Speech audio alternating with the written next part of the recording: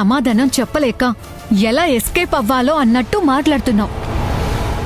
మా చిన్న వయసులో మాకు ఊహ తెలియని సమయంలో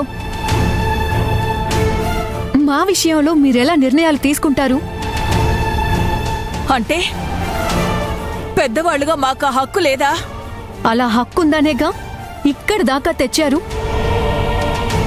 మా మాటకి విలువివ్వాలి కదా. ఎందుకివ్వాలి?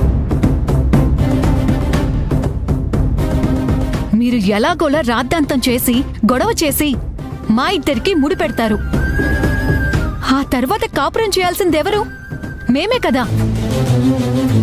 అప్పుడు మేమిద్దరం ఎడమొహం పెడమొహంగా ఉంటే అప్పుడు మీరు సంతోషంగా ఉండగలరా? మమ్మల్ని మా కాపురాన్ని చూస్తూ అనుక్షణం బాధపడరా?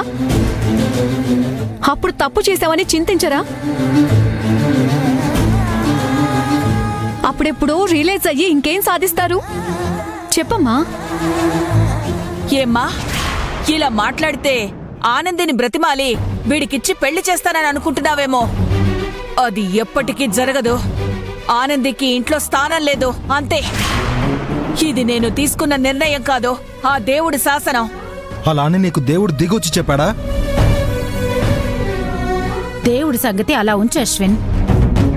తల్లిదండ్రులు దైవంతో సమానం అంటారు కదా. మేము తీసుకున్నది నిర్ణయం కదా. అలాంటప్పుడు ఇది దైవ నిర్ణయమే కదా. మాట్లాడితే మా అక్క పెళ్ళంటుంది. ఆ ఆనంది తన కుటుంబం గురించి ఆలోచిస్తున్నప్పుడు నువ్వు నీ ఫ్యామిలీ గురించి ఆలోచించవా? అది కాదమ్మా. ఇక మాటలు లేవురా. నీకు తులసికి పెళ్లి జరుగుతుంది. దానికి నాంది మీ నిశ్చితార్థం.